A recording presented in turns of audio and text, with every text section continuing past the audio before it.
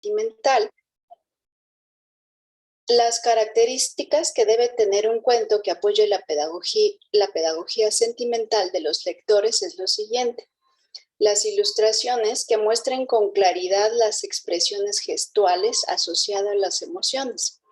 Además de ser imágenes coherentes con el texto y lo están sintiendo los personajes, que remarquen que las emociones son dinámicas. Al ser historias cohesionadas y bien desarrolladas, con principio, nudo y desenlace, se trabaja la pedagogía de los sentimientos en sus facetas de identificar, reconocer las emociones y expresar los sentimientos verbalmente.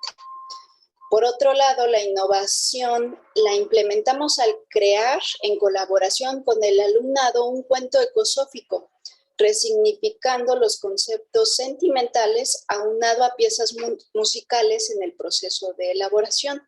Asimismo, integrar la música en las representaciones teatrales de los mismos cuentos que construyeron. La elaboración de instrumentos musicales ecosóficos, es decir, con materiales inocuos para los infantes, los humanos y el planeta. Por ejemplo, podemos realizarlos con palos de madera, de los que nos sobran cuando comemos o compramos elotes. Y se pueden usar botes de agua, también objetos que están en el aula. Y otros ejemplos son las sonajas, conos de cartón. Estos conos son de papel higiénico, entonces junto con los palitos de los elotes que nos comemos podemos crear instrumentos. Es sencillo.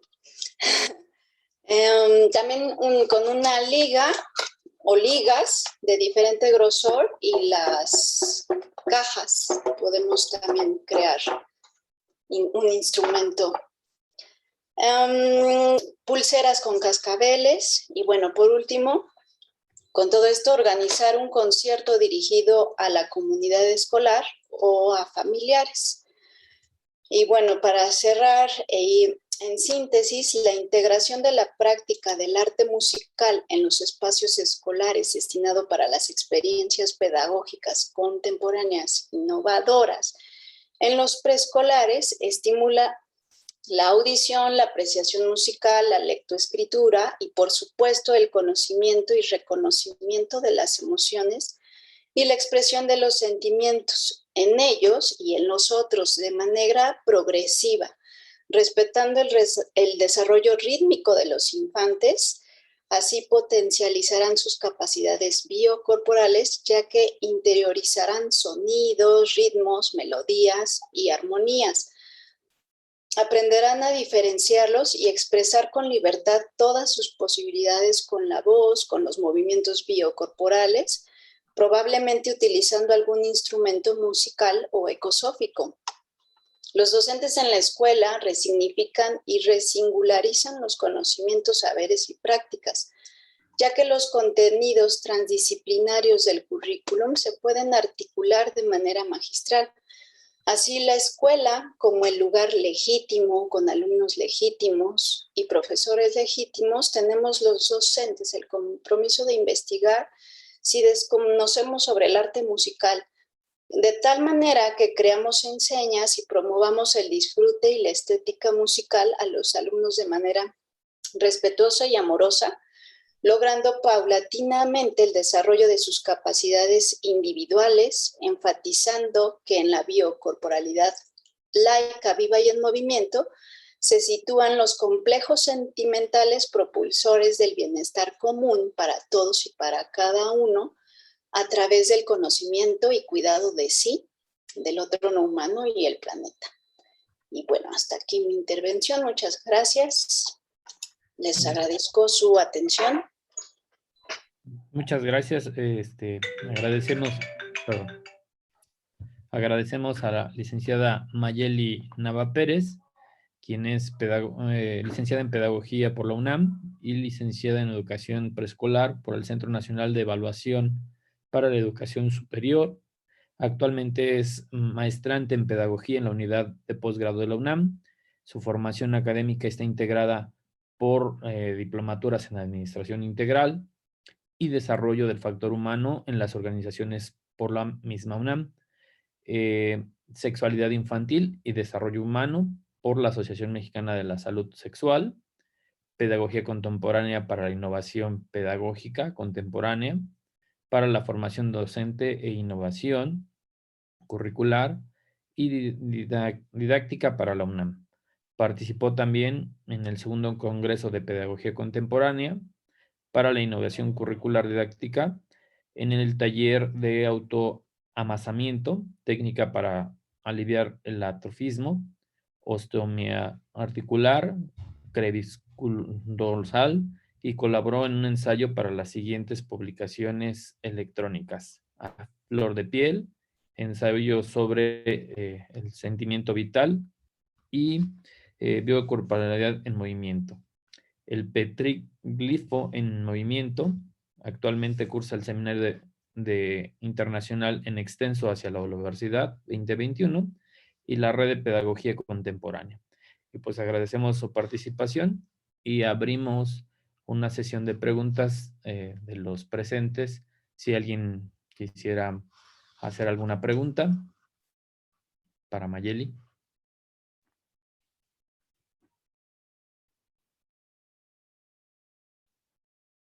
Tenemos unos minutitos.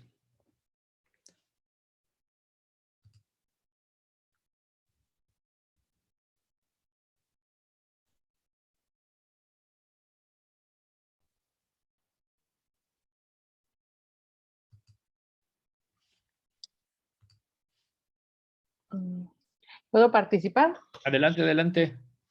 Bueno, más que pregunta, es una felicitación por la claridad con la que expones todos los conceptos de la pedagogía contemporánea involucrados a la estética musical y cómo su aplicación ya en cuestiones muy prácticas y muy precisas. Entonces, realmente una felicitación, Mayeli, y muchas gracias por tan bonita exposición.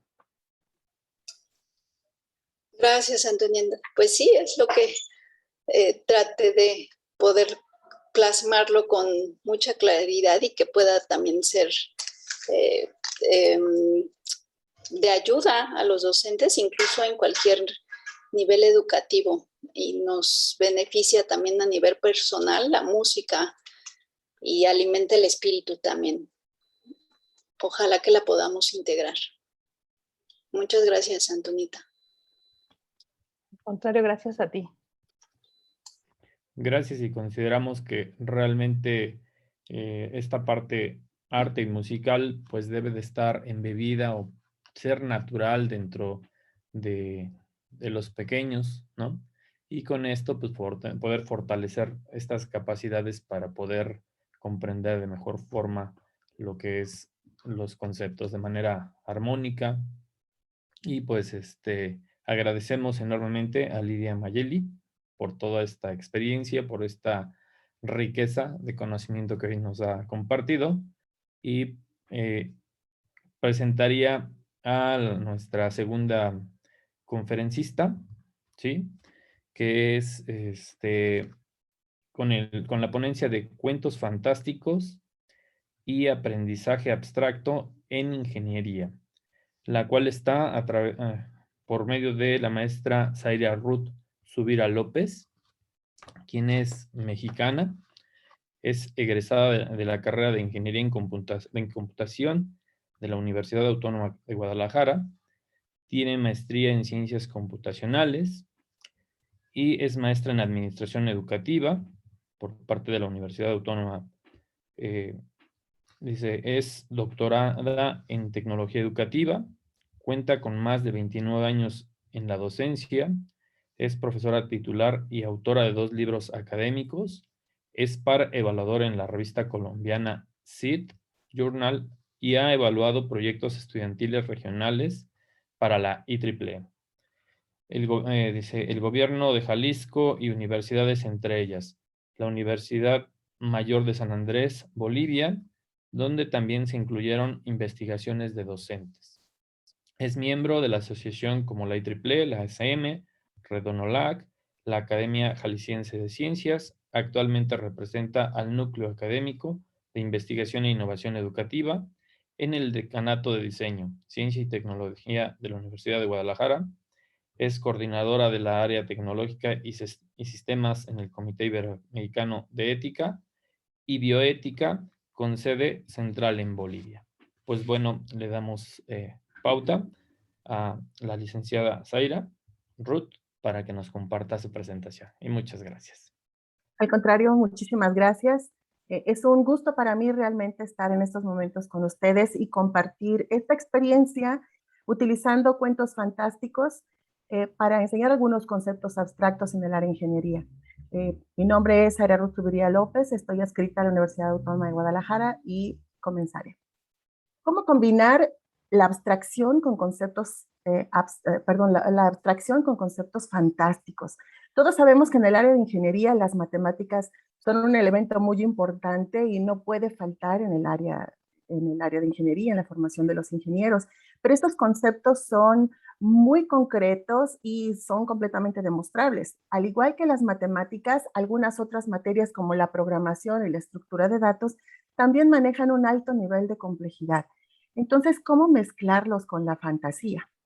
Bien, antes de comenzar me gustaría hablar un poco sobre las carreras STEM, porque muchas universidades e incluso algunas instituciones a nivel internacional se encuentran realmente preocupadas porque cada vez hay un menor número de estudiantes que ingresan a las carreras de ciencia, tecnología, ingeniería y matemáticas.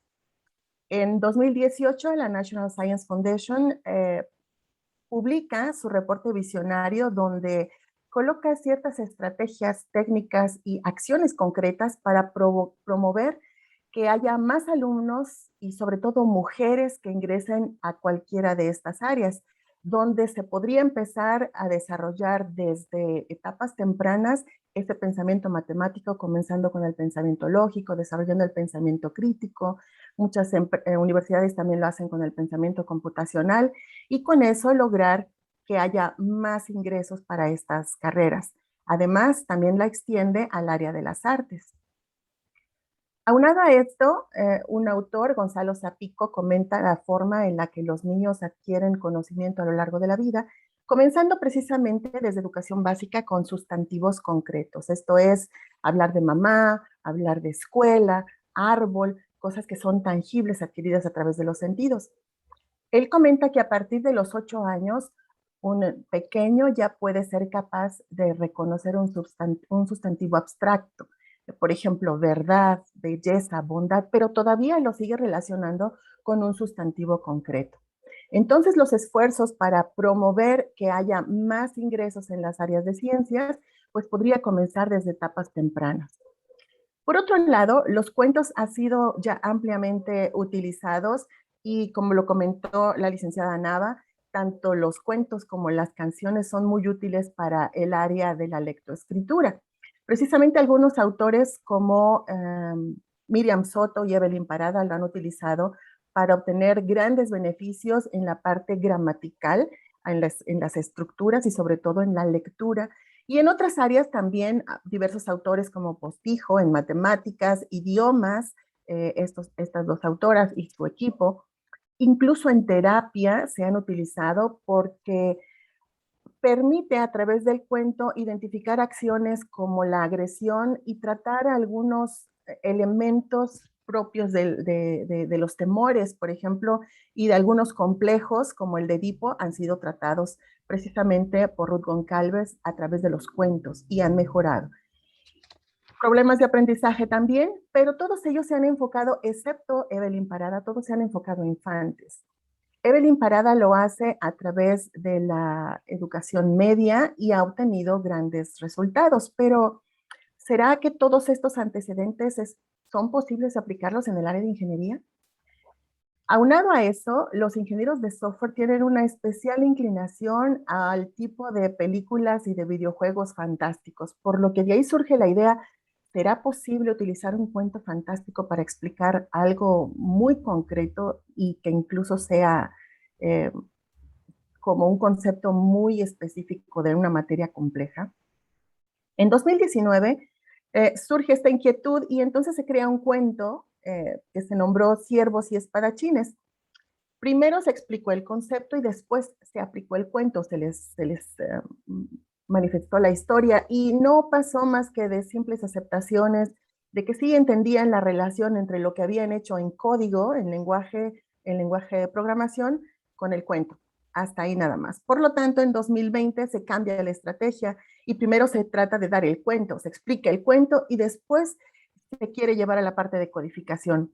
Tampoco dio resultado porque eran demasiados los conceptos que había que tomar en cuenta para que ellos lo pudieran implementar.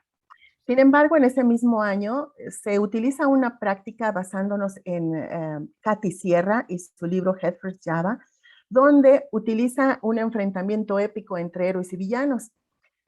Pudiera ser una casualidad, pero el grupo que se les estaba dando, entonces están muy interesados porque es un enfrentamiento entre los héroes y villanos y es muy mágico para ellos esta relación y se tiene muy buen éxito con esta práctica. Por lo tanto, en el siguiente curso, cuando se cambia el lenguaje, se sigue utilizando esta misma analogía de héroes contra villanos y se logran realizar 6 actividades diferentes, reforzando los conceptos que se manejan en la programación orientada a objetos, como es el manejo de objetos, la abstracción, el polimorfismo, el encapsulamiento, la herencia, con muy buenos resultados. Así que en este mismo año 2021, pero en el periodo de septiembre a diciembre, se vuelve a retomar el cuento de Siervos y Espadachines, pero se le agregan algunas características que se observaron mientras se aplicaba lo de héroes contra villanos. Estos ajustes lo que hicieron en primera instancia fue dividir el cuento. Era demasiado largo y no se recordaban algunos elementos, por lo tanto se hicieron varias divisiones. Además, hay que mencionar que durante este periodo se estaba impartiendo la materia, pero en lenguaje inglés. Así que era todavía un poco más complejo tratar de explicar algo que ya en español sonaba un poco, la abstracción era un poco complicada, y ahora en inglés se hizo un poco más difícil. La primera parte del cuento tenía relacionada una actividad, todo iba saliendo a la perfección. Aquí se tocaron elementos como la necesidad de utilizar memoria dinámica y apuntadores. Durante el segundo elemento se están tocando algunos conceptos como el movimiento de un apuntador en la memoria, y con el cuento era muy sencillo explicarlo, pero también observamos que era necesario un refuerzo. Cabe aclarar que durante este periodo tenemos 2 grupos a los que se les está impartiendo esta actividad, un grupo en la mañana y un grupo en la tarde. Así que las acciones que se tomaban en la mañana se veían que como que hacía falta agregar algo adicional, se hacían las modificaciones y se utilizaba en el grupo de la tarde. Y realmente esas adecuaciones hicieron que los muchachos que estaban tomando la clase de la tarde contestaran mucho más rápido, fueran más efectivos en sus respuestas. Durante la tercera parte del cuento, fue necesario dividirlo todavía muchísimo más porque aquí se tocan elementos como la creación de listas enlazadas simples, listas enlazadas dobles y listas ordenadas. Pero el uso de elementos fantásticos como los dragones, como las pociones, hacían que mágicamente aparecieran algunos elementos en la codificación y no había necesidad de explicar demasiado, simplemente lo hacían y posteriormente, durante la ejecución, ellos comprendían completamente el concepto. Obviamente se desarrollaron relacionado con ello varias actividades de refuerzo. Se manejaban dragones, había cazadores, se tenían que hacer una lista de dragones para poderlo explicar, pero algo importante fue que al final, después de haber utilizado el cuento para explicarlo, se utilizaban con otros elementos que no necesariamente tenían que ver con los dragones, sino que eran mucho más aterrizados. Al final se les solicitó hacer una actividad que no tenía nada que ver con un cuento fantástico, pero que sí eran de la vida real, como el hecho de manejar en un grupo de votantes de diferentes distritos y hacer una lista de su participación. Lo lograron hacer sin mayor problema y creemos que esto es gracias al uso del cuento. ¿A qué conclusiones puedo llegar? Primero que si vamos a utilizar un cuento, ya lo comentaba la licenciada Nava anteriormente, el manejo de las canciones y de los cuentos facilitan muchas cosas, incluso despiertan también la imaginación, involucran a muchas más sensaciones en el cuerpo. Y bueno, los textos tienen que ser sencillos. Hay que evitar términos demasiado rebuscados.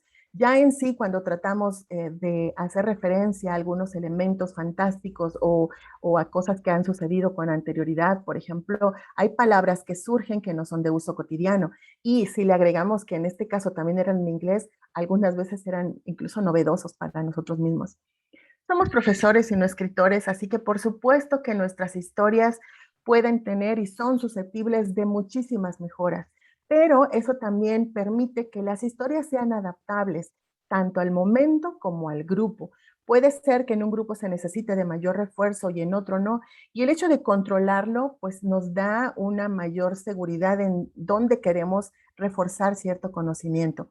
Además, podemos manejar diferentes versiones. En algunas ocasiones pueden ser astronautas, en otras guerreros aztecas, y además esa variación hace que no todo el tiempo se esté hablando de dragones y dragones y dragones, porque a lo largo de un tema pudiese llegar a ser cansado.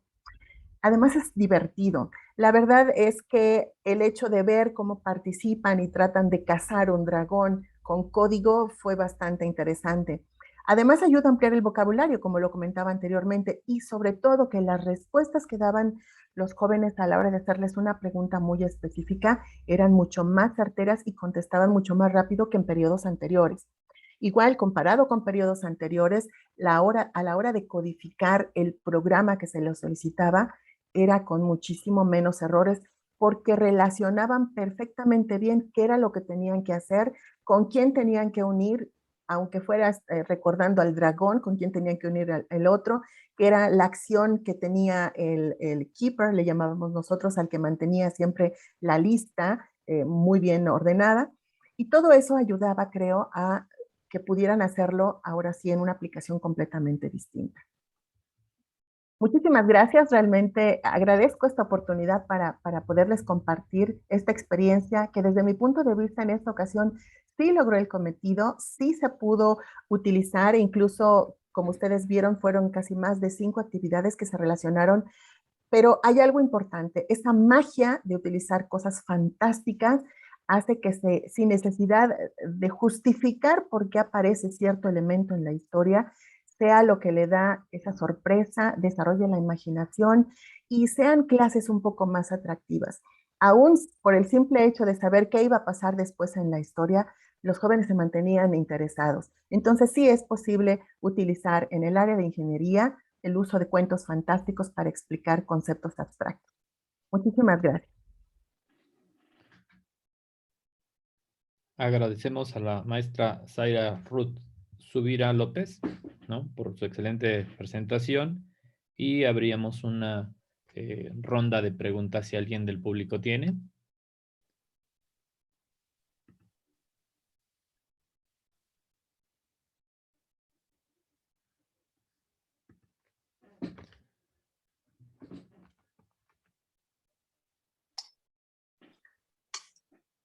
Yo podría participar.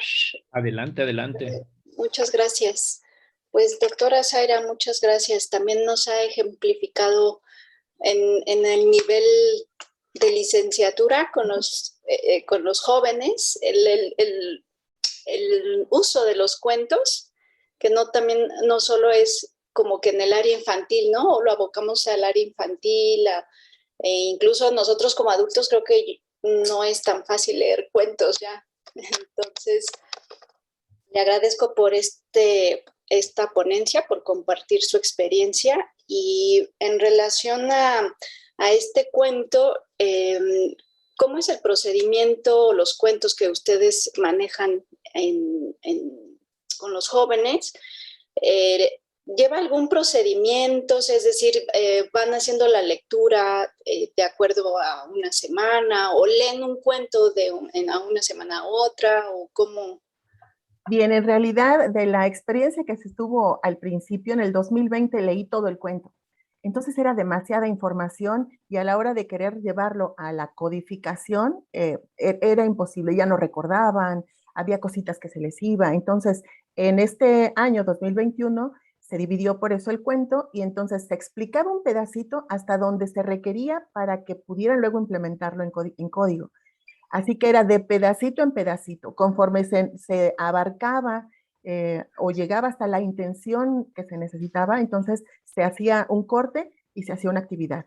Cuando ya le salía la actividad, una nueva actividad de refuerzo y luego se continuaba ampliando el tema o el cuento. Así se iba llevando de pedacitos en pedacitos, implementándolo con código, hasta que al final ellos ya podían aplicar todo lo que habían visto en algo completamente nuevo. Así es. Oh, muy bien, muchas gracias. Al contrario. El código, ¿podría ejemplificar algún código? Bueno, nosotros le llamamos código a un programa. En la parte de computación utilizamos lenguajes como los mencioné, el Python, el C y el Java, para decirle a la computadora que haga cierta acción. Entonces, las sentencias que utilizamos son en código, es un lenguaje estructurado con cierta secuencia para decirle que, no sé, encienda la cámara, hacer un chatbot, por ejemplo, o hacer preguntas y respuestas, almacenar la información. Esa secuencia es en particular lo que nosotros estábamos tratando de atacar, pero muy específico con el manejo de memoria dinámica, que es un tema de estructuras de datos y de programación avanzada, y sobre todo la creación de listas enlazadas que se utilizan muchísimo incluso en los sistemas operativos como Linux. Muchas gracias. Al contrario, gracias. Doctora, muy buenas, muchas gracias. Una pregunta, Sí. ¿qué nuevos horizontes tenemos para estas experiencias que ya se probaron, ¿no? En unos grupos, en este contexto, pero ahora hacia dónde se podría enfocar? Porque, bueno, se relaciona enormemente con la parte de gamificación, con la parte lúdica, ¿no? Que hace, como usted lo precisó muy bien, el hecho de hacer más atractivo, más divertido prácticamente el aprendizaje, pero quisiéramos más o menos que nos proyectara ahora hacia dónde está pues la intención de estas experiencias, ¿no? Para enriquecerlas mejor.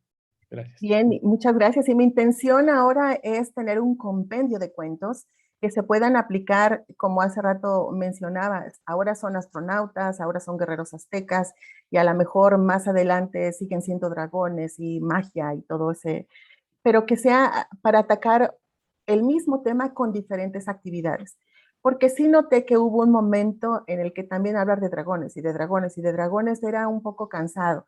Entonces sí es conveniente variar, por lo tanto quiero sacar un compendio de cuentos para ingenieros para poder atacar temas muy específicos. Entonces, en este ejercicio se atacó memoria dinámica, que es una parte muy esencial para los ingenieros en software, y en vez, ya tengo mi cuento de ciervos y espadachines con elementos mágicos, quiero sacar algo diferente que ataque exactamente el mismo problema, pero con un cuento distinto. Entonces, mi intención es hacer varios cuentos y de poner en un compendio todo lo que se ha encontrado para que sea emocionante, para que les guste y que sobre todo otras personas también lo puedan utilizar e ir mejorando.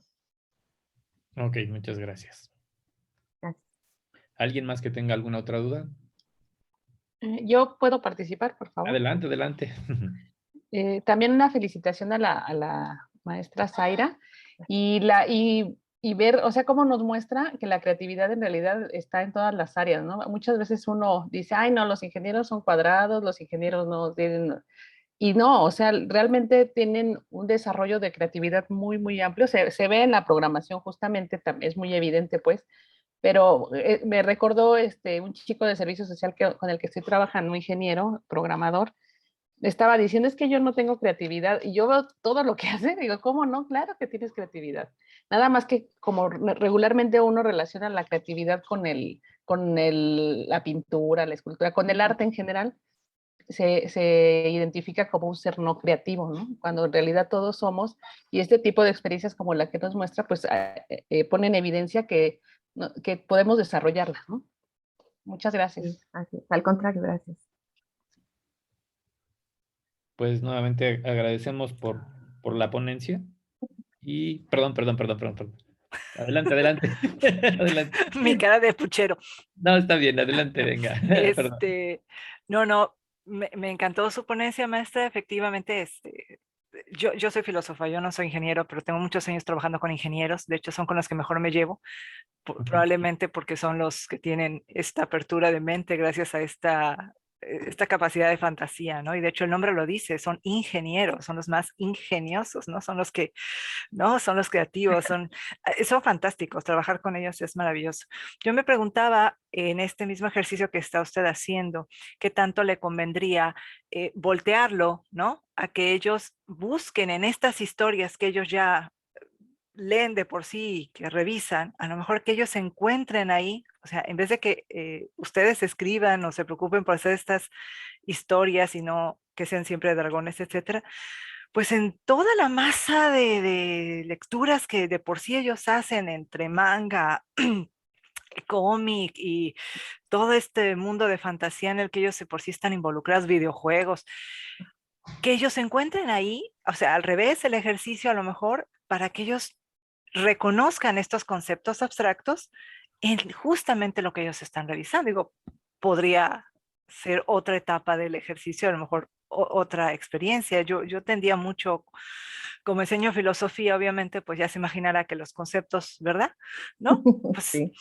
y entonces te ven con cara de, y lo que usaba yo era justamente eso, entre música, metal, porque además curiosamente les gusta mucho el metal. Entonces, entre música, letras de rock y echando mano de los cómics, ¿no? No sé, Sí, suena muy interesante. Sí. De entonces, hecho, la licenciada Nava comentaba precisamente, o yo entendía así que eran los chiquitos los que también aportaban a la hora de estar haciendo sus dibujos y que eso hacía que se involucraran muchísimo más. Yo creo que es muy buena estrategia. Muchas gracias.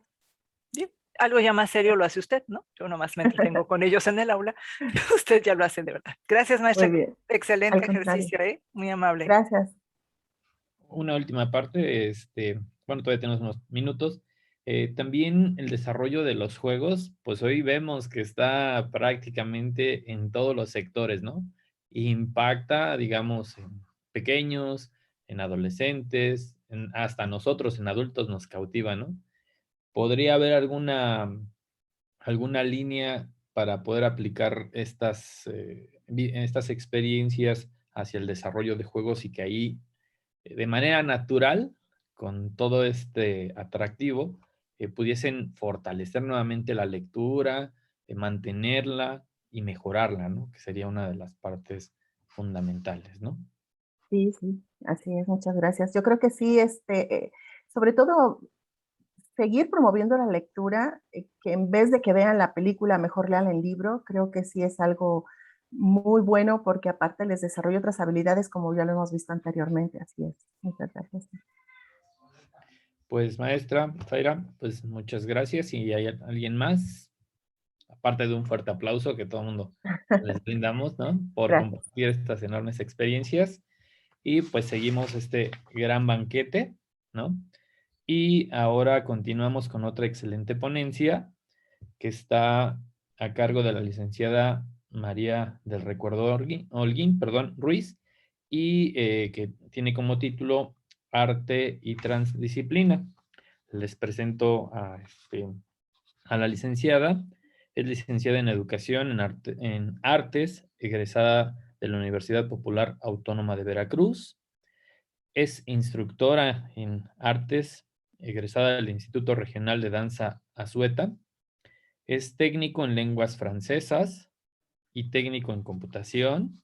Ha tomado diversos cursos de repertorio folclórico y cursos de música en la Facultad de Jazz de la Universidad Veracruzana.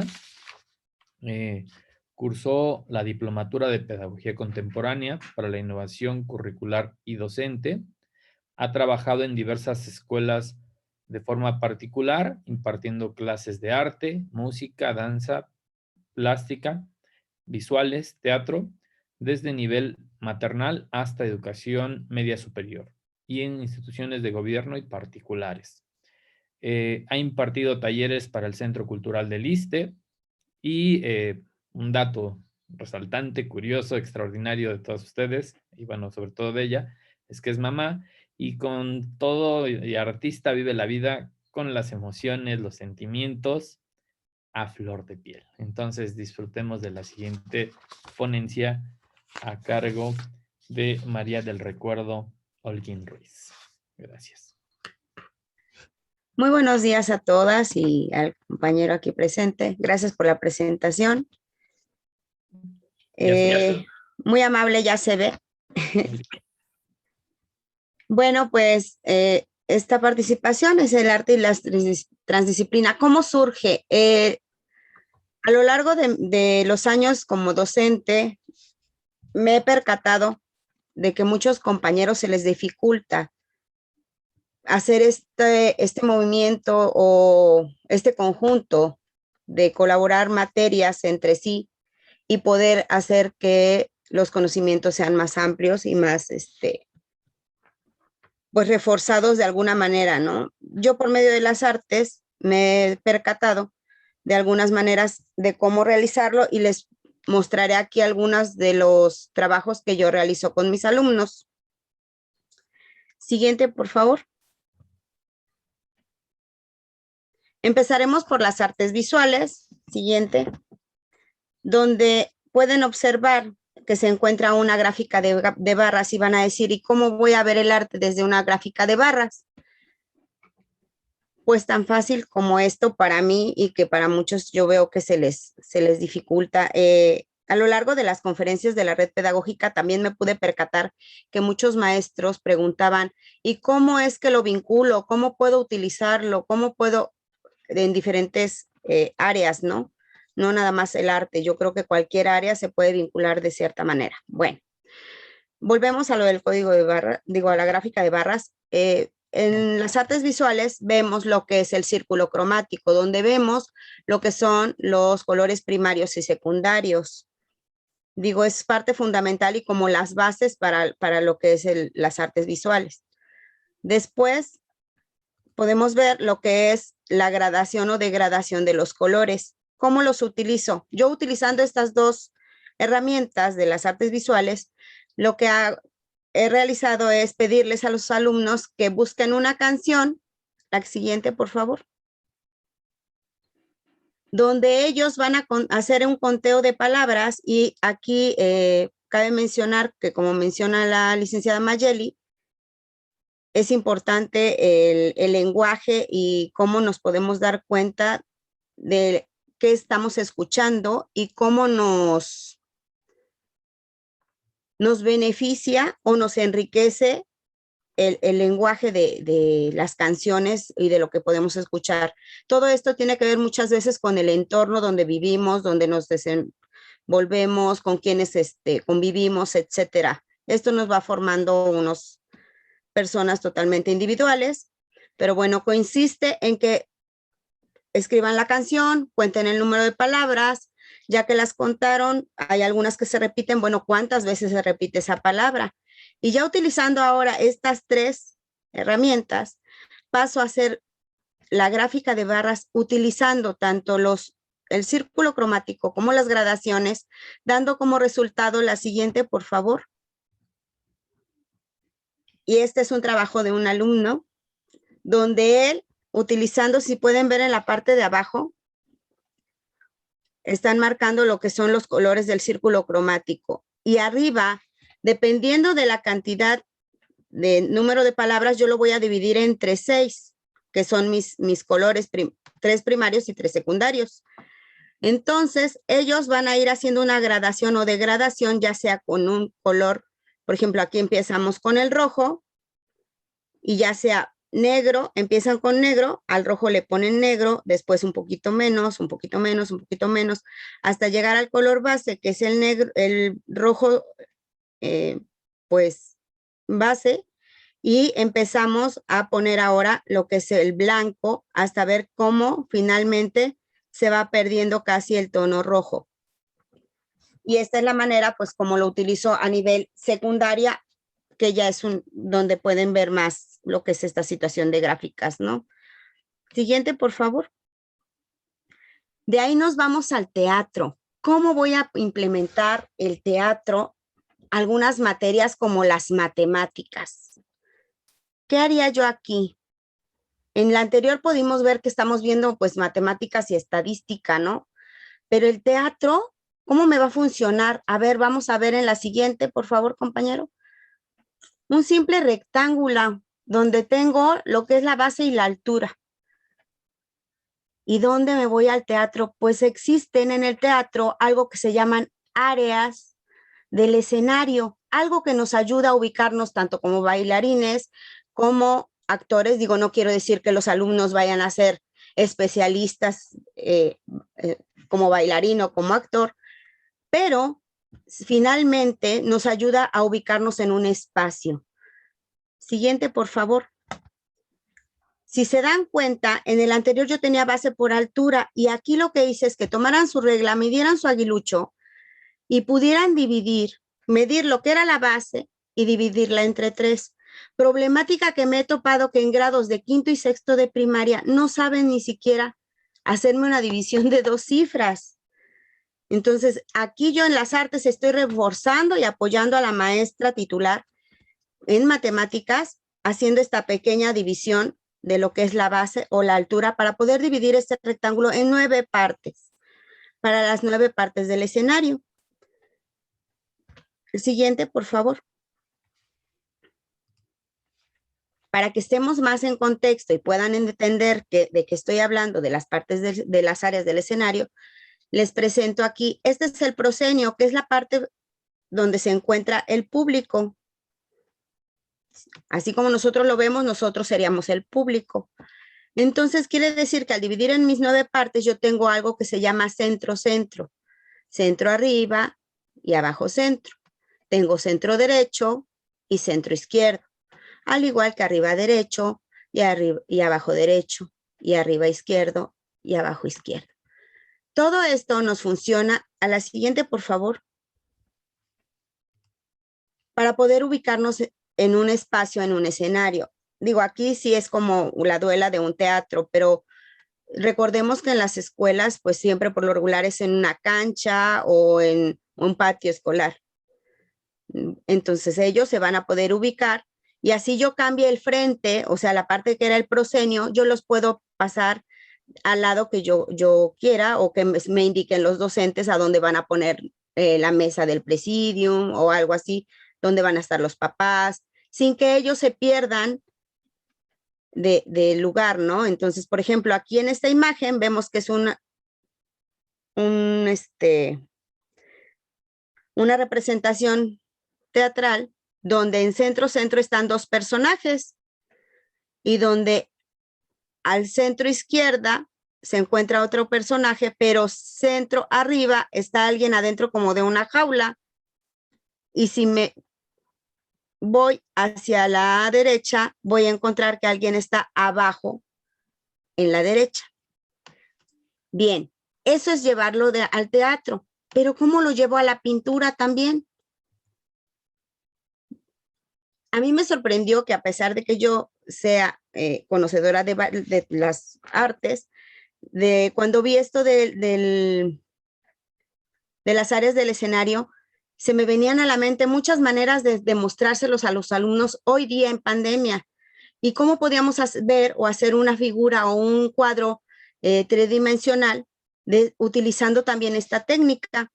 Si se pueden dar cuenta, al utilizar todo lo que es el centro, donde se ve este tipo como escalera o puente más bien, estoy utilizando todo lo que es centro, centro arriba y centro abajo. Y así iba yo orientando a mis alumnos para que ellos pudieran ir dibujando o haciendo una creación nueva. A la siguiente, por favor. Eso no es innovador. Si nos damos cuenta en cualquier pintura, así como las meninas, ya en la antigüedad podemos observar y podemos hacer que nuestros alumnos puedan disfrutar y poder entender un poco más este tipo de obras. La niña que está al frente, bueno, que aquí aparentemente se ve al frente la podíamos tomar como que ella se encuentra en el centro abajo. En la parte de atrás se ve como una mesa, algo así, y mucho más atrás, donde yo diría que podría empezar a hacer hasta acá arriba mis mi centro arriba, pues está el techo, están unos cuadros, y así es como el pintor puedo ir haciendo su obra, y bueno, yo ya la vengo relacionando con otra arte, aquí es pintura, ahí es plástica, pero a final de cuentas yo ya lo estoy utilizando con unas partes del escenario. Aquí en esta esquina del lado derecho, el perrito y la otra niña se encuentran ellos en lo que sería, pues, abajo derecha. O esta parte que es como un retablo o algo así, estamos viendo que abarca todo el lado izquierdo, tanto centro izquierda, perdón, centro arriba y centro abajo. A continuación, la siguiente, por favor. Podemos ver cómo los alumnos pueden apropiarse de una obra muy conocida y transformarla y hacerla propia, algo que es bien importante en la pedagogía contemporánea. Todas las vivencias deben de ser, vívidas, posibles y transformadoras.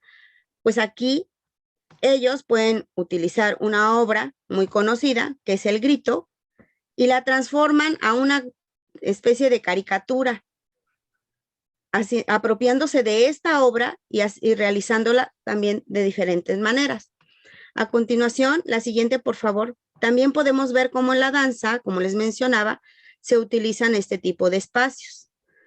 Aquí los danzantes se encuentran en diferentes lugares para poder formar lo que es una coreografía. Y dirán, ¿y la música?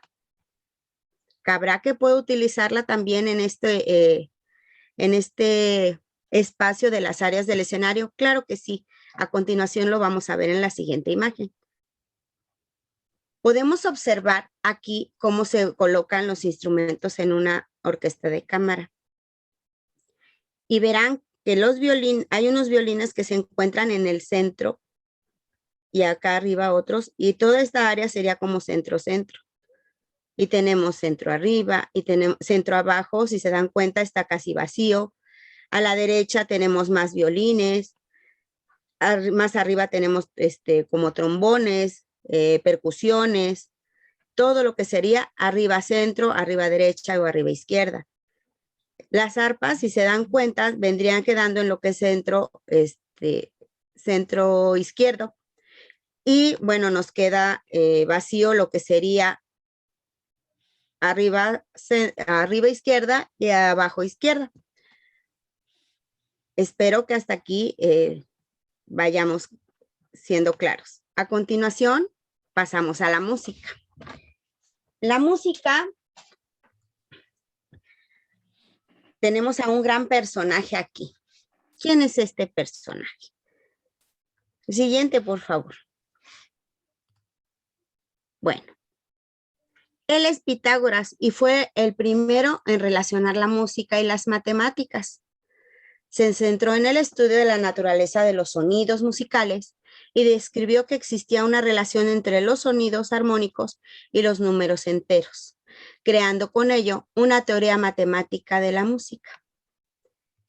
Es así como más adelante surgen lo que son los valores de las notas musicales. Podemos ver en la imagen que no solamente tenemos los sonidos, que serían las notas del lado izquierdo, sino también los silencios, los cuales tienen un valor equivalente.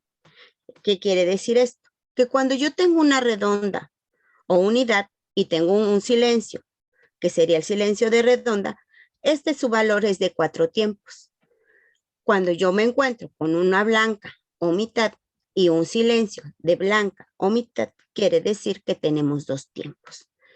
Al igual que encontrándose una negra o cuarto, y al ver un silencio de negra, también esta solo va a tener un valor de 1 tiempo.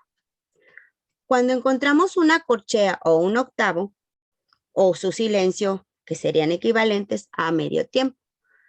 Y cuando encontramos una doble corchea o 16avo, y al igual que su silencio, nos daríamos cuenta que es un valor de 1 cuarto. Van a decir, bueno, sí, qué bonito se ve esto de que todas tengan un valor. Sí, una vale 4, una 2, una 1, medio, 1 cuarto. Y esto cómo lo utilizo o cómo más bien lo vamos a ver en las matemáticas. A continuación, en la siguiente imagen vamos a ver cómo una redonda se divide en 2 blancas, en 4 negras, que es el valor que le estábamos viendo anteriormente. Las corcheas, las semicorcheas y las fusas. Pues más adelante veremos lo que es una partitura, la que sigue, por favor, donde podemos ver que los compases están compuestos de cierta cantidad de notas. ¿Pero qué me va a dar esta cantidad de notas? Pues el tiempo en el que esté marcada mi melodía o mi canción en este caso. La que sigue. Bueno, Pitágoras y la música, como mencioné anteriormente, fue el primero en relacionar la música con las matemáticas, uniéndolas mediante el concepto de armonía, como ya anteriormente nuestra compañera Mayeli también lo mencionó. En el sentido pitagórico, se establecía un paralelismo entre los intervalos acústicos considerados como bases de la música y la distancia que nos separan de los planetas. Aristóteles dice que los pitagóricos afirmaban que la tonalidad del universo era armonía y número.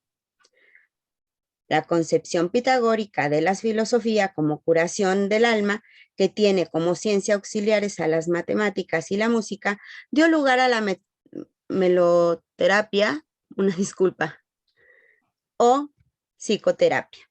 Podemos ver cómo la música también pues viene siendo una parte de que nos ayuda a la salud, así como también nos mencionó la licenciada Nayeli. De aquí vamos a pasar a lo que es la danza. La danza, pues ¿qué danza vamos a ver? Una danza muy bonita que es la danza de viejitos. ¿A dónde nos lleva? ¿Y qué materias podríamos utilizar? Ahora bien, con la danza de los viejitos, pues es la danza de Michoacán. Y nos vamos directamente al estado de Michoacán. Aquí vamos a ver su geografía, los estados que la rodean, pero no nada más podemos ver geografía. De esa manera, también podemos ver la siguiente, por favor.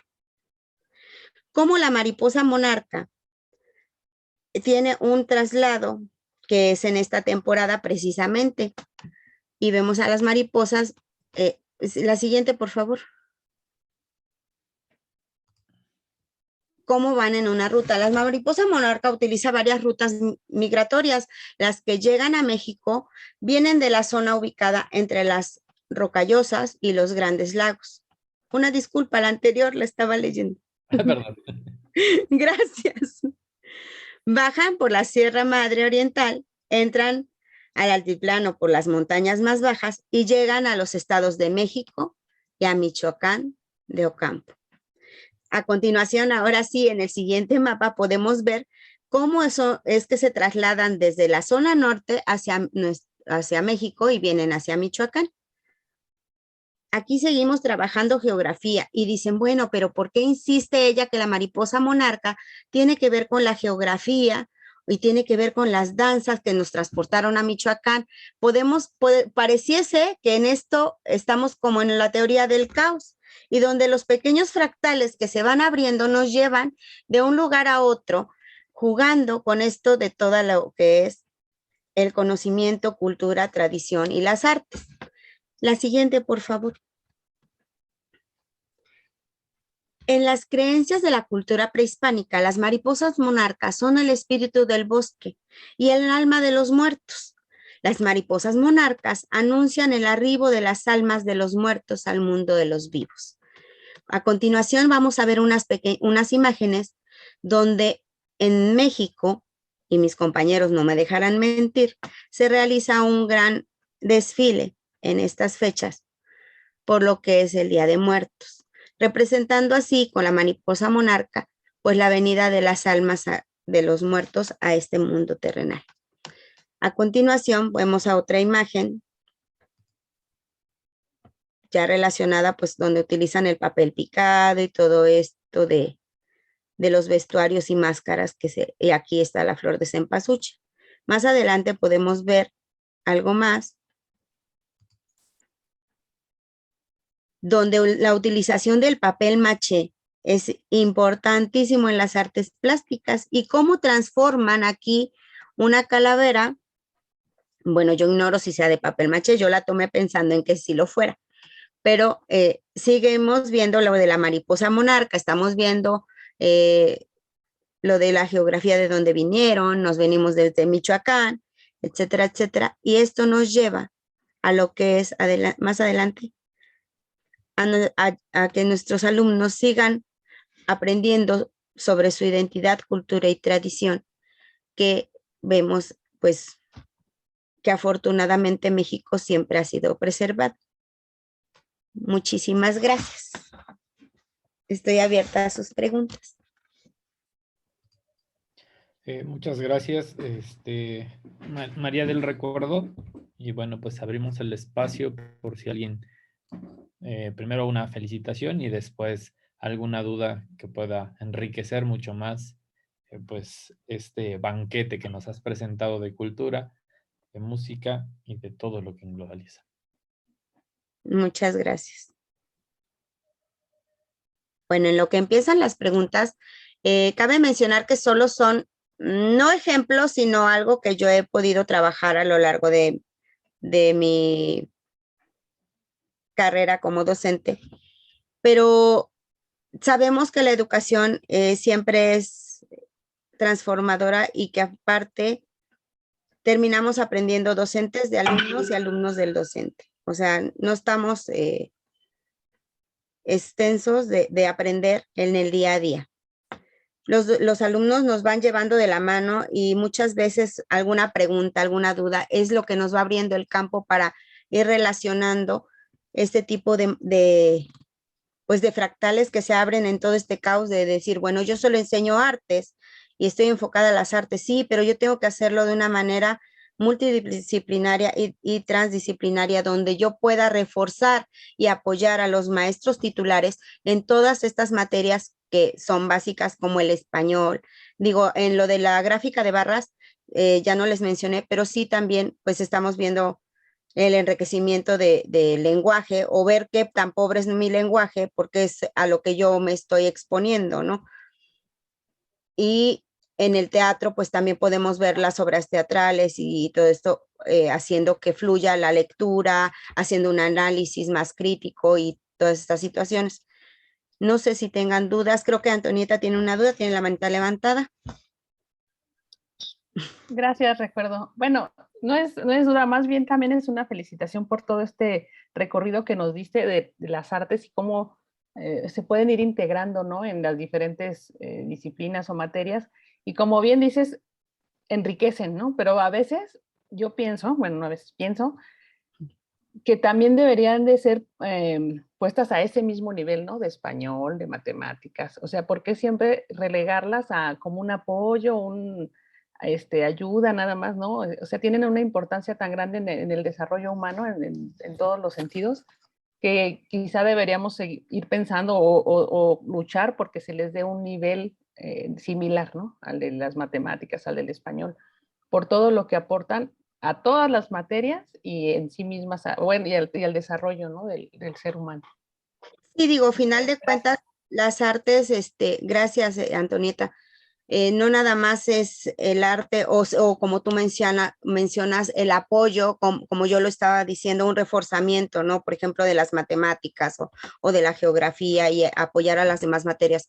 Desafortunadamente, las artes, al igual que la educación física, son materias que siempre se han visto relegadas y que se han hecho a un lado. Ay, educación física, vas a correr. Y creo que con el maestro René hemos aprendido que la educación física es algo, más que nada, la cultura física es muy importante, ¿no? Por el bienestar de todos y de cada uno de nosotros.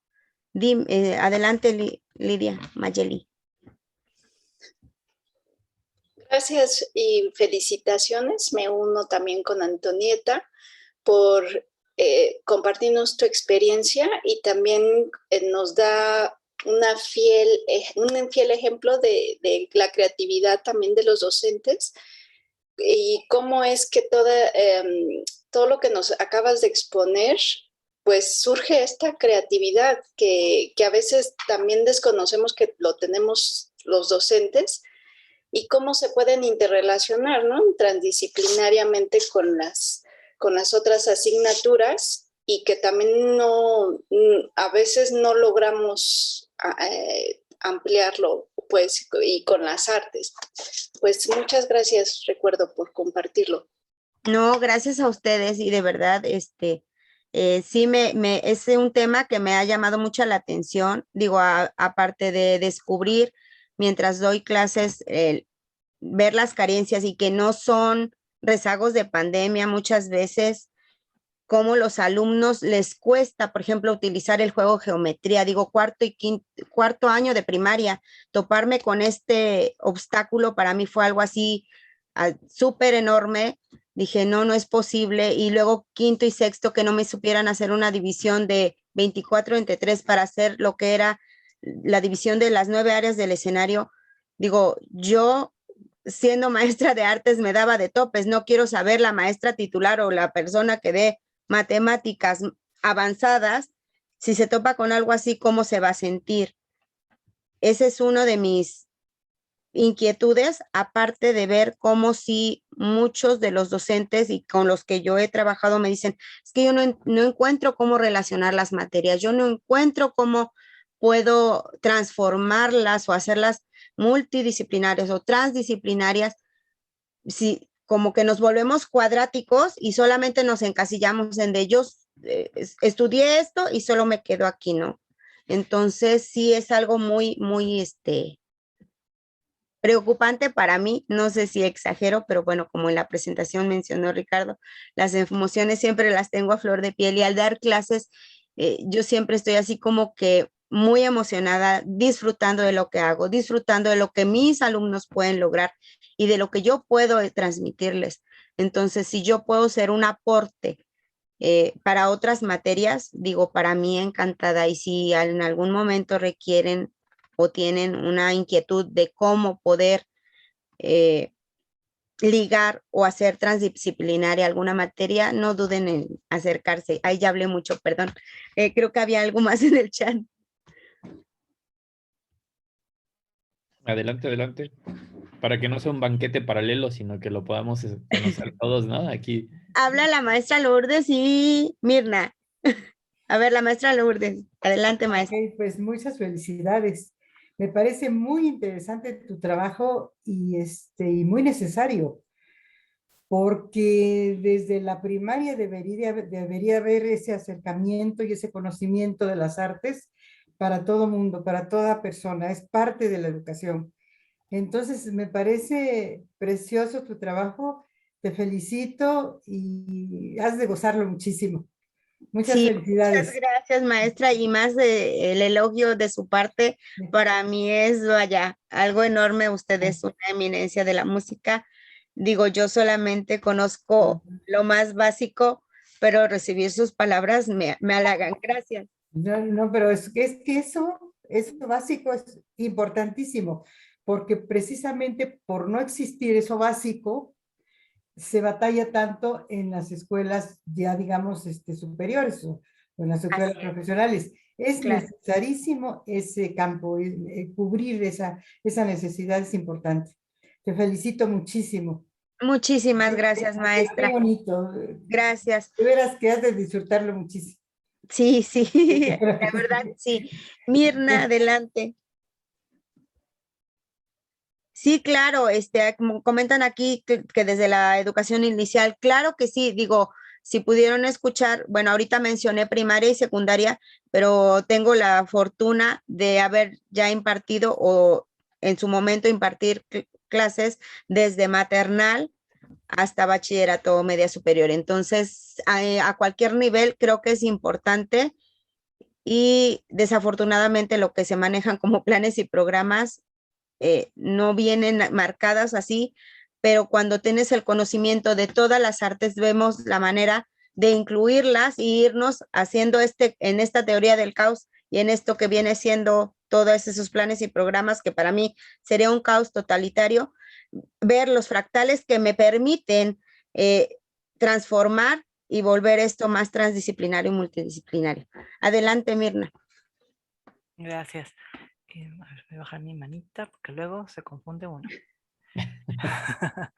No, es que me consta. Ok.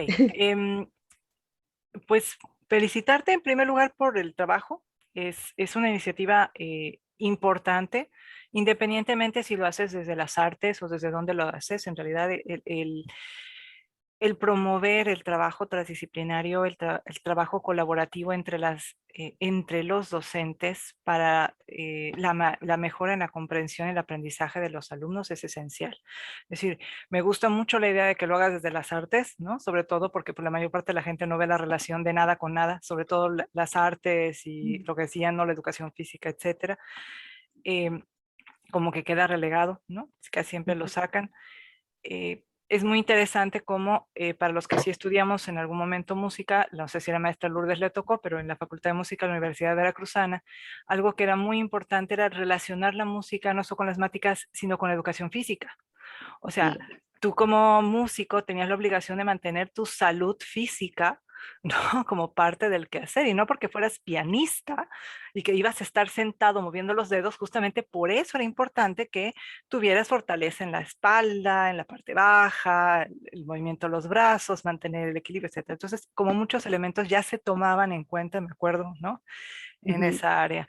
Y en las escuelas creo que se perdió esta idea de trabajo colaborativo, como que cada uno está tan especializado que le da miedo pensar en inmiscuirse o en relacionarse con el otro, ¿no? Entonces creo que el ejercicio que tú haces es muy importante, es necesario y por supuesto refuerza la misma propuesta de Mayeli, ¿no? Es decir, porque el ejercicio que propone Mayeli es justamente involucrar todos los elementos, ¿no? Para que tengan una educación mucho más integral, mucho más comprensiva de una realidad que los va a llevar no solamente a la parte del llamado intelecto, sino también a la parte emocional, ¿no? Entonces, eso permite tener, ¿no? Un humano mucho más integrado, ¿no?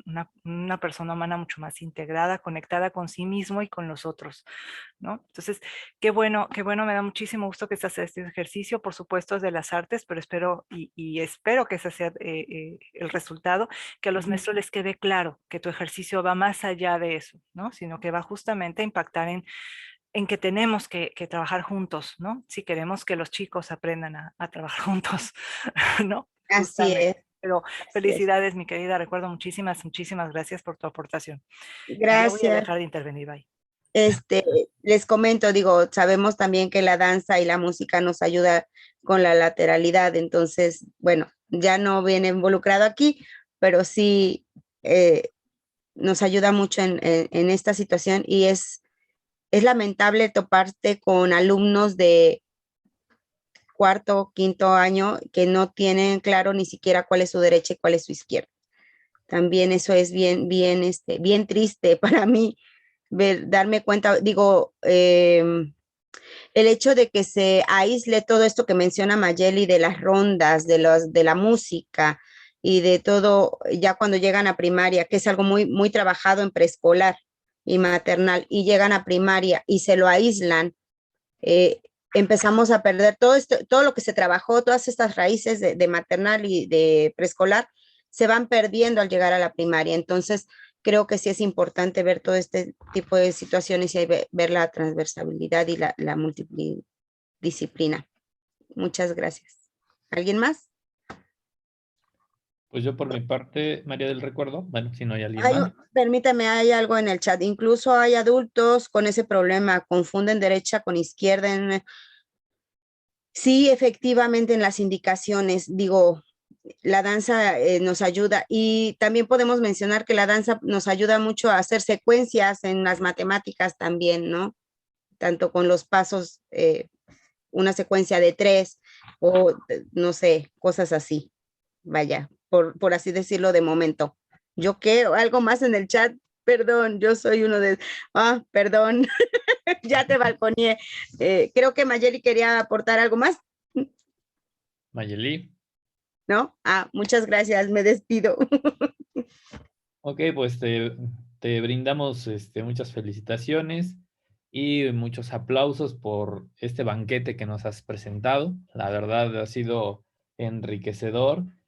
Con tu carisma prácticamente nos has sentido vivir tu presentación, y también nos haces ver que en este México que tiene tanta riqueza cultural, ¿no? Con tantos contextos, con tantos escenarios, debiese ser no transversal, debiese ser la parte nata de cada zona, ¿no? Y todo esto con el fin de que estas experiencias que tú has desarrollado, que llegaran a más, sean más enriquecedoras para los mismos chicos y y mejor disfrutadas, es decir, que sean de manera integral, ¿no? Y por todo esto te agradecemos, María del Recuerdo. Muchísimas gracias. Y pues pasaríamos ahora a la siguiente ponencia, que está a cargo de la maestra María Antonieta Rodríguez Rivera, ¿no? Y que tiene, en este caso, la ponencia Experiencia Estética como Recurso Didáctico Creativo. Rápidamente la presento. Es licenciada en Diseño Gráfico y maestra en Artes Visuales, con orientación en Comunicación y Diseño por parte de la UNAM. Cuenta con la doble diplomatura en Pedagogía Contemporánea para la formación docente e innovación curricular y didáctica. Es académica de tiempo completo de la Escuela Nacional de Lenguas, Lingüística y Traducción de la UNAM. Fue coordinadora de Educación a Distancia en el Centro de Enseñanza de Lenguas Extranjeras de 2008 a 2017 y ha sido responsable tecnológico del diseño, desarrollo e implementación de materiales, cursos y diplomados en línea. Formadora de profesores y profesionales en el área de diseño y tecnología aplicada a la educación. Ha presentado ponencias y artículos sobre diseño y desarrollo de productos educativos y actualmente se encuentra cursando el doctorado en pedagogía en la Facultad de Filosofía y Letras de la UNAM. Y bueno, pues los dejamos con la maestra María Antonieta para seguir disfrutando de este gran banquete. ¿Qué tal? Muy buenos días a todas y todos, y todo. ¿Me puede compartir usted la pantalla o la comparto yo? Si no, la comparto yo, nada más quería saber. Como usted me diga. Si quiere yo la comparto, pero voy a apagar mi cámara para que no se me vaya aquí a mover de repente se va la señal. Entonces, bueno, yo la voy a compartir. Correcto. Déjenme tantito parar el video para que no suceda nada. Bueno, pues muchas gracias a todos por estar aquí. Yo también soy de las que sufre con la derecha y la izquierda, tengo que decirlo. Aunque tomé clases también de danza en algún tiempo de mi vida, me ayudó bastante, sí, recuerdo, sí me ayudó bastante. Pero sí, la derecha y la izquierda creo que ya traigo un problema ahí, de dislexia, o no sé. Bueno, entonces yo les voy a hablar de este tema, de la experiencia estética en el diseño de recursos didácticos, una utopía posible.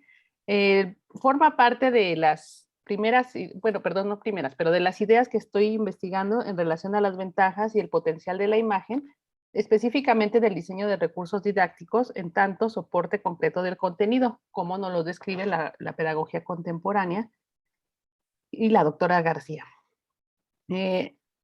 A mí me parece necesario, bueno, la agenda, antes que nada, vamos a ver a muy grandes rasgos cuestiones de la imagen, de la experiencia estética, cualidades y categorías, también así como un vuelo rápido. Y luego la experiencia estética y el diseño de recursos ya propiamente en materia de esta presentación, en estos tres niveles de diseño, el pedagógico, el de diseño y comunicación visual y el tecnológico, para llegar a nombrar a esta propuesta que estoy haciendo como recursos didácticos visotecnopedagógicos, ¿no? Bueno, a mí me parece necesario estudiar la imagen desde una perspectiva pedagógica, dada la gran cantidad de aplicaciones y recursos en Internet que permiten y facilitan su uso por parte de docentes y alumnos, con el objetivo principal, pienso yo, por lo que he visto, de decorar el contenido. Es tan limitada es la importancia que se le da muchas veces a la imagen en el sentido de comunicar. Sí se le da en el sentido de poner bonito, pero no en el sentido de comunicar, que regularmente se ignora como parte integral del proceso de enseñanza, aprendizaje y comunicación, que también desde la pedagogía contemporánea hace ostensible justamente la comunicación, porque regularmente conocemos como proceso de enseñanza-aprendizaje y la comunicación la dejamos de lado. A grosso modo, puedo decir que la imagen es una representación visual que dentro del proceso pedagógico implica la vía comunicacional que permite acercar, esclarecer, explicar, ampliar la información y el contenido, pero también contiene además un potencial expresivo que puede propiciar experiencias desde un ámbito emocio-sentimental, del que, bueno, ya con mayor expertise nos habló Mayeli y nos han mostrado los ejemplos las otras ponentes. Todos estamos inmersos en un mundo predominantemente visual. No quiere decir que los demás sentidos no sean importantes, ni los estoy minimizando ni nada, pero ahorita yo me estoy enfocando en lo visual, en el que participamos como consumidores de imágenes y de unos años a la fecha, también gracias a las tecnologías, lo podemos hacer como co-creadores y creadores de contenido. En cualquier caso, es necesario desarrollar las habilidades y saberes de base que el diseño y la comunicación visual ofrecen para poder fomentar el pensamiento visual, lo que nos permitirá ser más críticos para evitar o al menos disminuir efectos manipuladores y crear o recrear en principio mensajes claros, directos, ordenados y efectivos a través de recursos didácticos o incluso de escenarios de aprendizaje, ¿no? Aquí retomando lo que mencionaba, recuerdo de ver también esto como un escenario, ¿no? Un escenario pedagógico. Además, al desarrollar el pensamiento visual, se despliega también la creatividad, que nos permite explorar el diseño de recursos didácticos o escenarios pedagógicos desde una perspectiva experimental, en la que busquemos generar experiencias que transformen, que sean memorables. Ahora bien, los recursos didácticos, digitales específicamente, porque hay también analógicos o de otro tipo, pero los digitales no son únicamente visuales, pueden ser también multimediales, tridimensionales o incluso inmersivos. Es decir, cuando involucramos la acción de otros sentidos, no solo la vista y el audio, como involucramos también, por ejemplo, al tacto y al olfato. Entendemos lo inmersivo, o al menos yo estoy tratando de verlo también, más allá del aspecto tecnológico, como la posibilidad de lograr fijar la atención y abstraer al alumno dentro de la acción, tal como sucede en las experiencias estéticas. Lo que quiero decir con esto es que muchas veces cuando decimos, es que ¿cómo voy a hacer un recurso didáctico inmersivo si yo no manejo la tecnología o no cuento con el apoyo de ingenieros para llegar a una inmersión, ¿no? Así como las que podemos ver aquí en las imágenes? Pero por eso la propuesta es basarnos en las cualidades y las características de la experiencia estética para poder lograr fijar esa atención y abstraer al alumno dentro de una acción específica, como también sucede en las experiencias pedagógicas contemporáneas, donde no todas tienen que ver con la tecnología, sin embargo logran captar y abstraer la atención en determinadas actividades, ¿no? Bueno, pero retomando en el aspecto que estoy manejando ahorita, una experiencia estética se vive y se expresa primordialmente en el arte y la naturaleza, a través de nuestros sentidos. Con la experiencia estética se generan emociones y aprendizaje desinteresado. Es decir, no se busca una finalidad práctica, utilitaria ni cognoscitiva en sí misma y propia de otro tipo de experiencias. Se trata de disfrutar, de involucrarse, de encontrar la gratificación en la experiencia misma. Que también de alguna manera aquí retomo lo que propone la maestra, déjenme ver su nombre, la maestra Zaira, en el que de alguna manera trata con el ludismo, y también Mayeli lo mencionaba, buscar esa gratificación que nos deja una experiencia y que justo por hacerse memorable, emocionante, puede ser relacionarse con una experiencia estética y justamente generar ese aprendizaje, ¿no? El que sigue, a ver, yo estoy manejándolo. La experiencia estética tiene cualidades sensoriales, formales y vitales. Las sensoriales las percibimos a través de la biocorporalidad, que como ya mencionó Mayeli, es uno de los principios de la pedagogía contemporánea, es decir, que la percibimos a través de nuestros sentidos. Es el primer contacto en el que se distingue, por ejemplo, el color, el tamaño, el timbre. Las formales, en las que hacemos relaciones y composiciones entre lo que se percibe al respecto, Por ejemplo, la teoría de la Gestalt menciona que el ser humano organiza en el cerebro sus percepciones como totalidades y no como la suma de sus partes, es decir, da sentido a lo percibido. Y las vitales, cuando le conferimos significado, detectamos emociones y describimos sentimientos. Las respuestas asociadas a las emociones generadas por una experiencia estética se expresan con los sentimientos.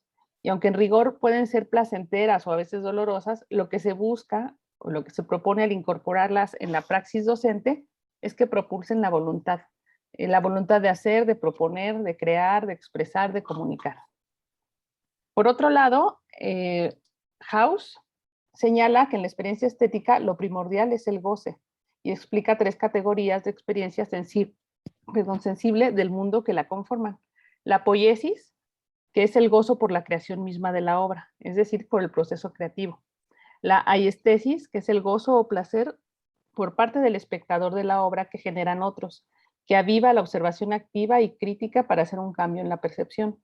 Y la catarsis es experimentar las experiencias de otros como propias, para ser liberado a través de identificarse, proyectarse con el otro mediante la obra. Aquí vimos el ejemplo que puso Recuerdo de la obra del Grito justamente, cómo se proyectan, ¿no? Y a través de una caricatura, bueno, estar haciendo una catarsis. Estas cualidades y categorías de la experiencia estética se pueden considerar durante los procesos de diseño pedagógico, diseño de la comunicación visual y el diseño tecnológico de un recurso didáctico para hacer una fusión entre la finalidad práctica comunicacional y la del goce estético, con el objetivo de promover la atención activa y una sensación de integración al objeto, en este caso un recurso didáctico o un escenario pedagógico, mediante su interacción a través de la tecnología disponible. Es decir, aquí en el gráfico lo que trato de representar es cómo se vinculan estos 3 tipos de diseño que están, no están uno arriba del otro, aunque evidentemente al ser esto un recurso didáctico, bueno, el sustento pedagógico es lo principal, y de ahí tanto el diseño y comunicación visual como el diseño tecnológico pueden emparejarse en procesos y en el objetivo justamente de lograr una experiencia estética.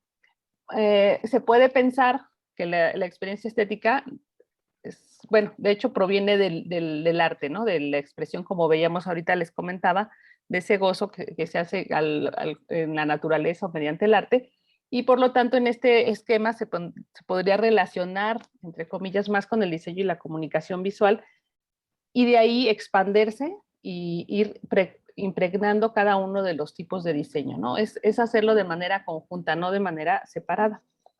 Y ahí también la importancia de la multidisciplinaridad, interdisciplinaridad que mencionaba Recuerdo, por ejemplo, ¿no? Entonces, en el nivel de diseño pedagógico, por ejemplo, se propone incorporar los principios de la pedagogía contemporánea que hemos estado viendo a lo largo también a lo largo de todas estas meses de trabajo, que son la biocorporalidad, la utopía, la ecosofía, la complejidad y la transdisciplina, pues todos y cada uno aportan un valor y sentido. Aunque son en sí mismos conceptos complejos, cada uno aporta para enriquecer la propuesta pedagógica. Por ahora mencionaré solamente el de biocorporalidad y la utopía, pues considero que son los mínimos indispensables para cualquier propuesta creativa tecnopedagógica. Eso no excluye a los demás, pero ahorita también por cuestión de tiempo me voy a enfocar a esos. La doctora Julieta García nos explica a grandes rasgos que la biocorporalidad repliega todos los sistemas que nos constituyen como seres humanos. Está íntimamente relacionado con la percepción del mundo y el sentido que damos a lo que nos rodea. Este valor o sentido que damos a los objetos o eventos cotidianos percibidos del mundo en relación mutua con la biocorporalidad activan una serie de significados culturales, sociales, personales y educativos, que además tienen que ver con la edad del sujeto al que dirigimos el recurso didáctico. Y la utopía la explica como una búsqueda creativa que nos abre la mente a soñar, a pensar que nuestro trabajo puede aportar un granito de arena para un mundo mejor para todos. La experiencia estética dentro de la pedagogía se puede aprovechar también desde el aspecto lúdico, como mencionaba hace un momento, que permita de manera despreocupada explorar y conocer el mundo, otros mundos u otras formas de ver el mundo, incluso ser un espejo con el que nos reconozcamos a nosotros mismos. En el nivel de diseño y comunicación visual se trabaja en la representación, En gran medida está sostenida en el lenguaje escrito, icónico, gráfico y hablado. En este sentido, vale la pena recordar que el lenguaje es instrumental, tiene utilidad, pero primordialmente es constitutivo del ser humano, pues nos configura de manera interna y externa. Esto también son palabras de la doctora Julieta Valentina, de la que aprendemos todos los días. Para el caso de la representación visual, es importante tener en cuenta las funciones del lenguaje. Jacobson identifica la función referencial para informar, que vieron en una diapositiva previa, la función emotiva para evocar sentimientos, la conativa para apelar o influir, la fática para captar o confirmar la atención y la metalingüística para explicar el lenguaje en sí mismo, a sí mismo, y la poética para embellecer el lenguaje. En este esquema que vemos, esto que yo les menciono está contenido en cada uno de estos círculos que intervienen al momento de diseñar una interfaz gráfica. Obviamente pueden intervenir en otros diseños, pero me enfoco en el de interfaz gráfica, dado que estamos hablando de recursos didácticos digitales. Entonces, como podemos ver, el sustento pedagógico pues es la raíz y es el contenido, este tronco, en el que se va a dar el fruto a través de esta interfaz gráfica que serían las hojas, las flores, los frutos, ¿no? Y se toman en cuenta, como menciono aquí, tanto los aspectos formales de diseño, como composición, color y tipografía, los perceptuales, los de la teoría de la Gestalt, de los esquemas, y los propios de la comunicación visual en específico, que también tiene sus niveles similares con el lenguaje hablado, que tiene sintaxis, tiene semántica y tiene pragmática. Y finalmente también los principios de usabilidad, que como también nos han mencionado desde la pedagogía contemporánea, los aspectos de corte comunicacional deben de reunir y de usabilidad, al menos el recurso debe reunir al menos la disponibilidad, es decir, tiene que estar al alcance de todos, la legibilidad, que debe tener claridad en el contenido, la legibilidad, claridad en la presentación del contenido y, por supuesto, la usabilidad, que debe ser de uso fácil, cómodo e intuitivo para eficientar la carga cognitiva y generar satisfacción en el usuario. Y no olvidemos la accesibilidad, que debe poder ser utilizado por todas las personas. Estas características, bueno, antes de pasar estas características que he mencionado hasta ahorita en el nivel de diseño pedagógico y de diseño y comunicación visual, permiten lograr una experiencia satisfactoria de usuario. Específicamente me refiero ahorita a los principios de usabilidad.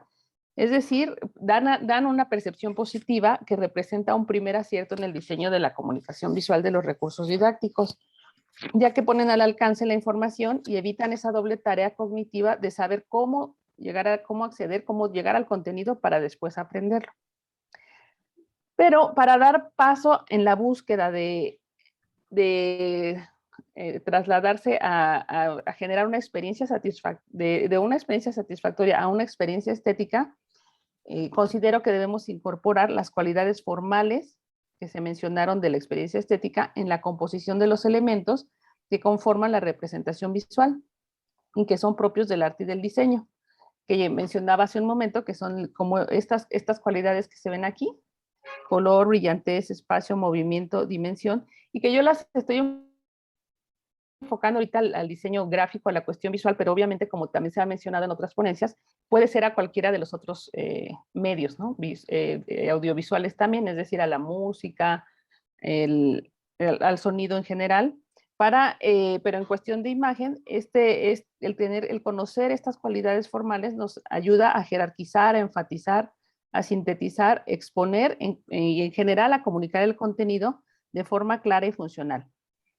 Desde la representación visual, la multimedial, y la inmersiva, es posible incluir el siguiente paso, que serían estas cualidades vitales que hablamos de la experiencia estética, aprovechando la función poética del lenguaje.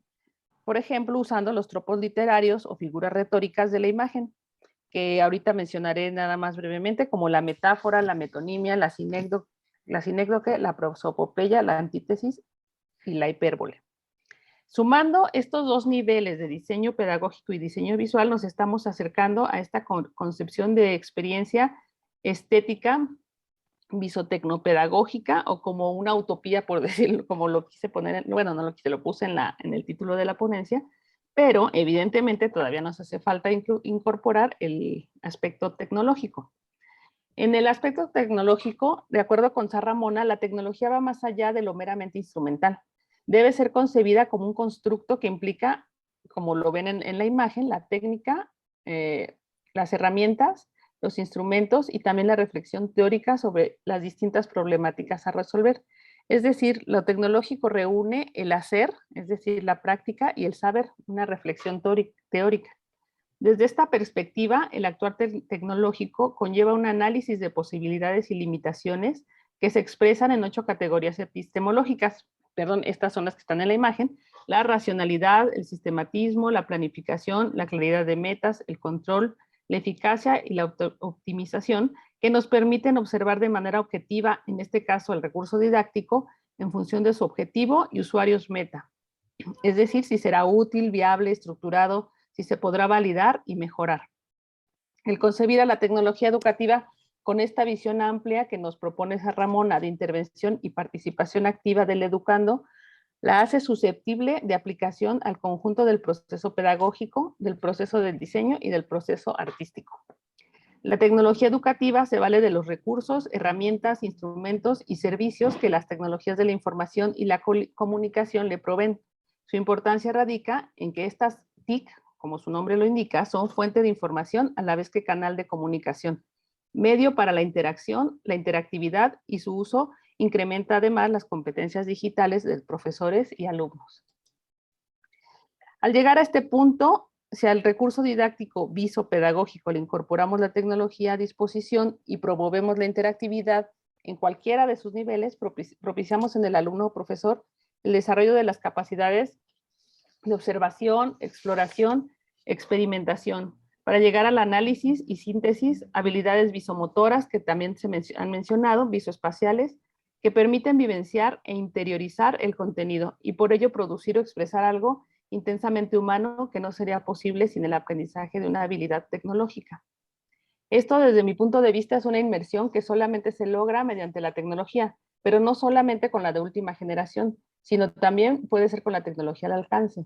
Pues no se trata de la tecnología per se, sino justamente de la combinación, de esta combinación de pedagogía, arte, diseño y tecnología, que también mencionó una de las ponentes, STEAM, esta educación STEAM, en esta concepción también de recurso didáctico como expresión estética visotecnopedagógica.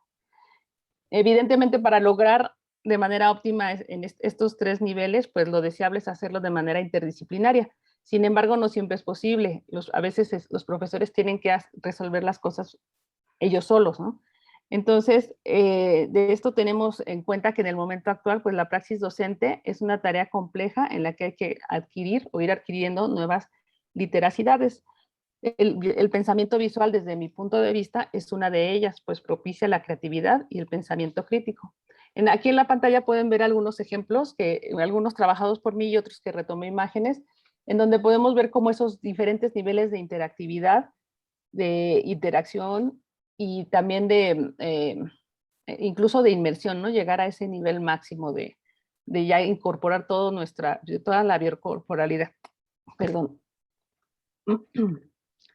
Como conclusiones, puedo decir que estas cualidades y categorías de la experiencia estética se pueden considerar durante los procesos de diseño pedagógico, diseño de la comunicación visual y diseño tecnológico del recurso didáctico, para hacer una fusión entre la finalidad práctica comunicacional y la del goce estético, con el objetivo de promover la atención activa y una sensación de integración al objeto, como ya había mencionado, o escenario pedagógico mediante la interacción a través de la tecnología disponible.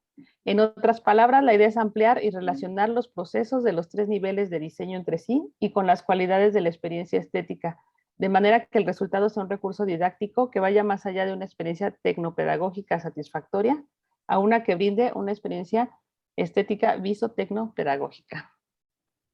En síntesis, vimos estos temas: la imagen, la experiencia estética, sus cualidades y categorías, la experiencia estética y de diseño en los recursos didácticos, estos 3 tipos de diseño y el diseño de recursos didácticos visotecnopedagógicos.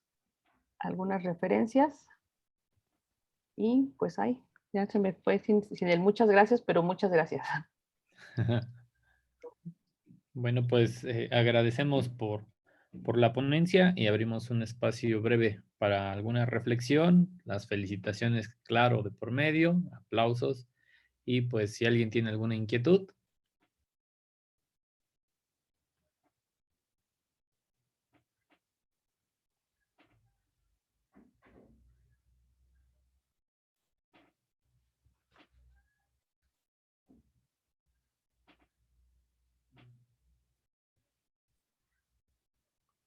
Pues creo que no. ¿Estaremos de acuerdo? Entonces, le emitimos una felicitación por esta ponencia a la maestra María Antonieta Rodríguez, ¿no? Y pues vamos a pasar a la entrega de constancias a los ponentes, que es, digamos, el galardón que nos da la Red Pedagógica Contemporánea, ¿no? Y me voy a permitir el proyectar una de los diplomas, de los reconocimientos, y así va a ser para las 4 ponentes que hoy nos presentaron. Bueno, se ve la constancia emitida por la Red Pedagógica Contemporánea. Sí, sí se ve. Sí. Ok. Entonces, a nombre de la Red Pedagógica Contemporánea, en el segundo Simposio Internacional de Pedagogía Contemporánea hacia la Universidad 2021, otorga la presente constancia a la licenciada Lidia Mayeli Nava Pérez por su participación con la ponencia Experiencias Pedagógicas Contemporáneas emocio-sentimentalmente del arte musical en educación preescolar, que se llevó a cabo el día 30 de octubre del 2021 de las 10 a las 2:30 en la Ciudad de México a través de posiciones remotas. Y pues un fuerte aplauso para Lidia Mayel. Al mismo tiempo, también, permítame tantito.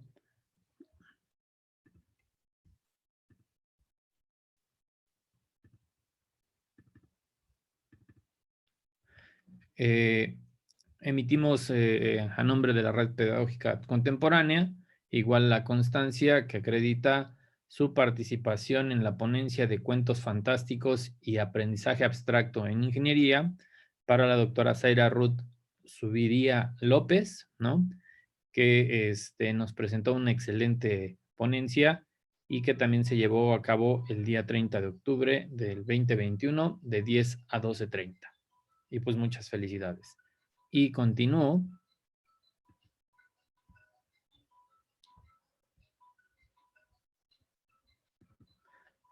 con la constancia que se emite a nombre de María del Recuerdo Holguín Ruiz por su participación con la ponencia Arte y Transdisciplina, igual que se llevó en el Simposium Internacional de Pedagogía Contemporánea el día de hoy. Y pues prácticamente nos queda, cerramos el ciclo con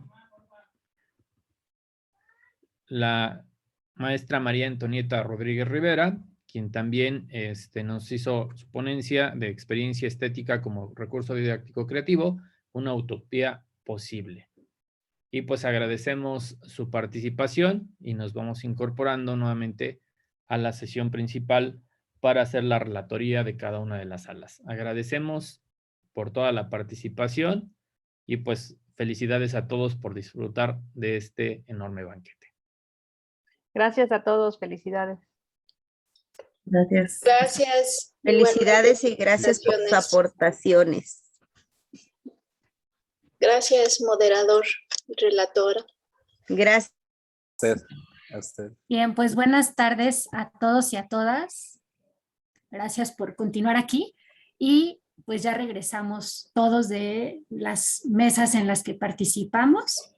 Entonces ahora es momento de pasar a las relatorías y le voy a pedir por favor a la maestra Amaranta que nos haga la relatoría de la mesa 1. Adelante, maestra. Esta labor que nos dejaron a los relatores creo que es una de las labores más difíciles porque sintetizar todo lo que nos dicen los ponentes, pero además agarrar la idea central y transmitirla es complicado. Entonces pido una disculpa a las y los ponentes si no lo logré, pero trataré de hacerlo lo más apegado a lo que nos comentaron.